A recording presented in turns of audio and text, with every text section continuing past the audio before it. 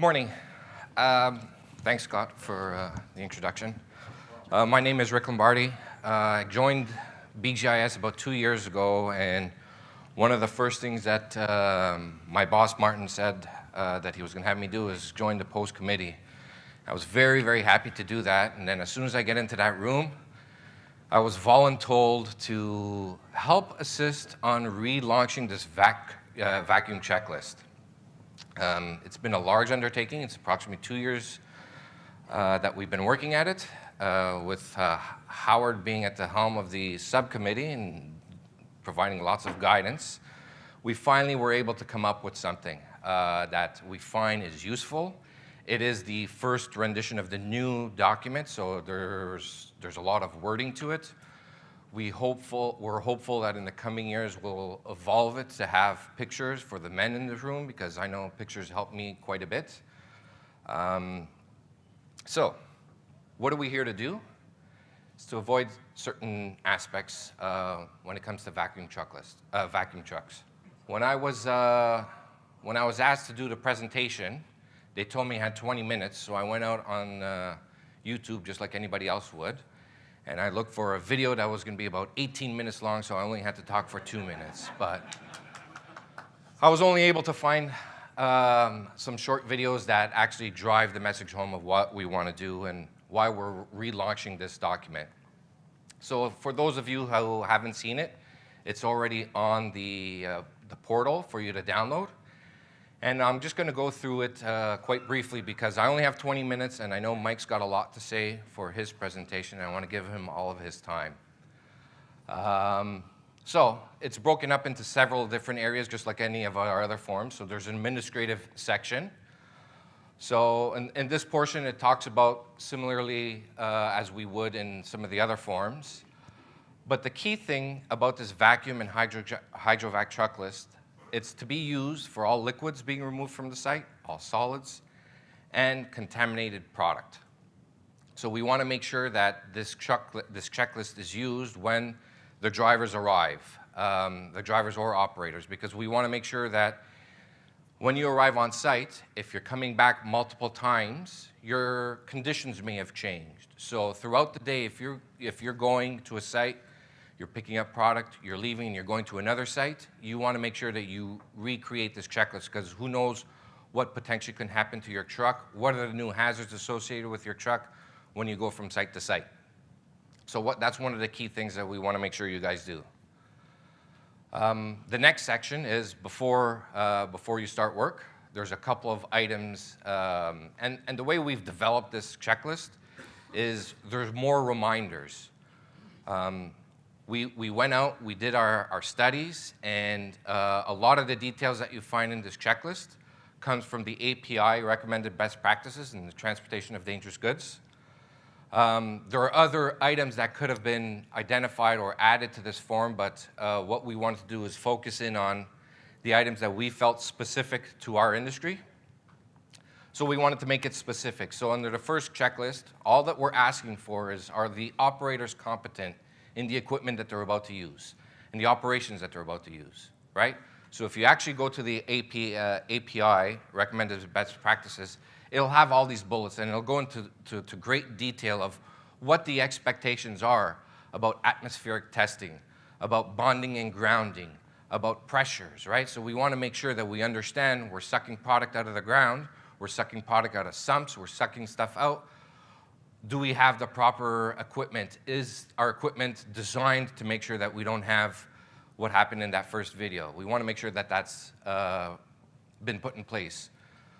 We also want to make sure that our operators or our drivers have an emergency response procedures, right? A lot of times the vac truck guys go alone. There's not two people. Well, if something should happen, what are you going to do when you're on site? If you have a problem with your machine, if you have a problem with yourself, what are you going to do? If you get hurt, are you going to call the office? Are you going to call somebody else? Who's there to assist us? You want to make sure that you have those procedures put in place before you start. As well, it talks about before starting the work, has your equipment been tested, right? Is it working? I know a lot of us have these large vehicles that will do a once around prior to leaving the office in the morning. But when it comes to a vac truck, when you arrive on site, you are driving along the 401, you're driving along the 407, has your equipment been damaged, right? So you want to make sure that before you start doing any of the work, you're testing, you're verifying that your equipment is working properly. This was the big stickler. This section here, I think we spent weeks on the discussion on how are we going to address this. Equipment positioning. We understand it's a lot easier to position your trucks on larger sites or on constructions because the area is fenced off.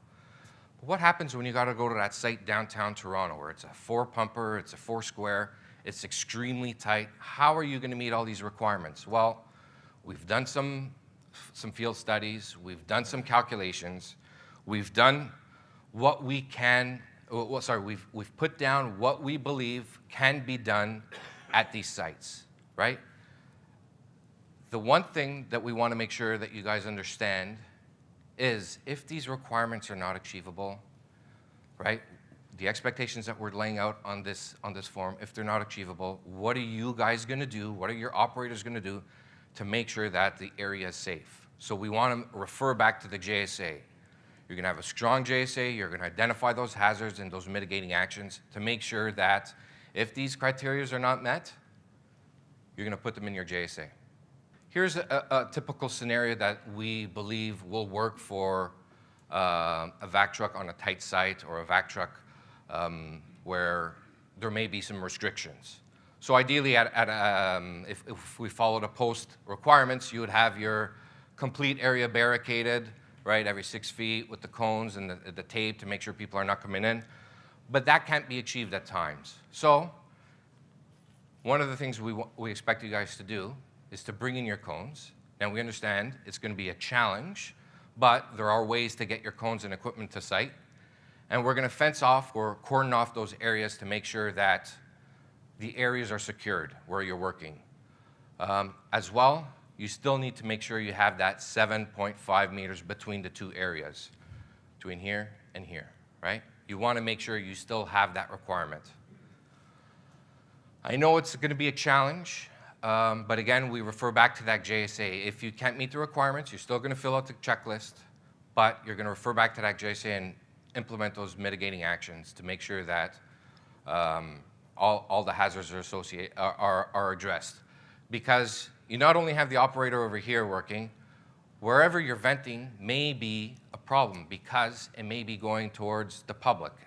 It may be going towards a site. It may be upwind, downwind. These are all things that you need to try and address when you're positioning your vehicle. As well, some of the biggest changes as part of this requirement is atmospheric testing.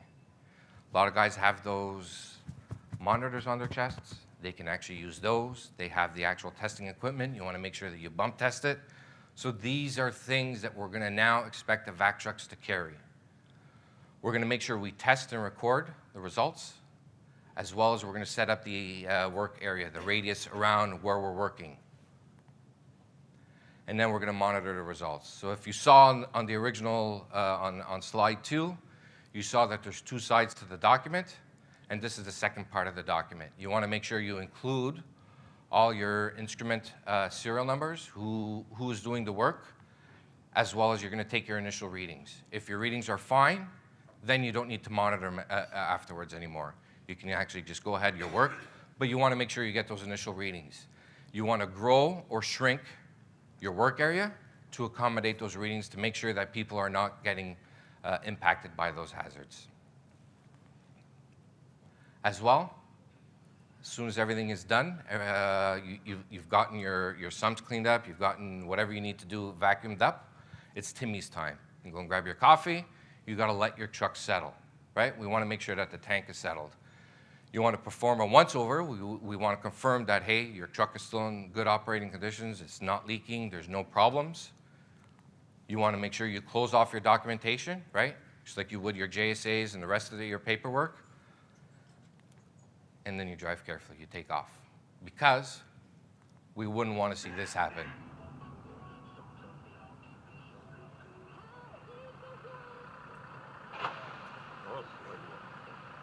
So that's a septic truck. Just imagine you're that vehicle right there, and you have your windows open, right?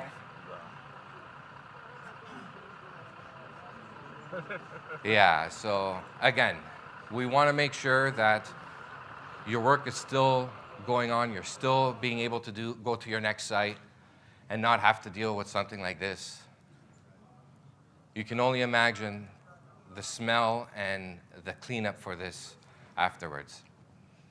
So I know we don't have a lot of time for questions, but we do have a breakout session during lunchtime. So I'll be seated over here. And I do have one question. yeah, go ahead, Scott. Where does the 7.5 come from? Is that in? So that was part of the code requirements, right? So as a team, we collectively decided to bring that in. So it is a recommended best practice through the API. So we've just implemented that as well. And then I do recall from previous conversations that for the vent hose, it should be elevated off. Yes, so we always talk about, and that was on one of the forms, is you want to make sure that your vent hose is actually elevated. It's not laying on the ground. The reason why we want to elevate it, so when those gases, those vents come out of that hose, that hits the ground and it dissipates a little bit better. So it's no different than what we had in the past on the previous form. We're just re-implementing those standard procedures, and it's all identified on that form.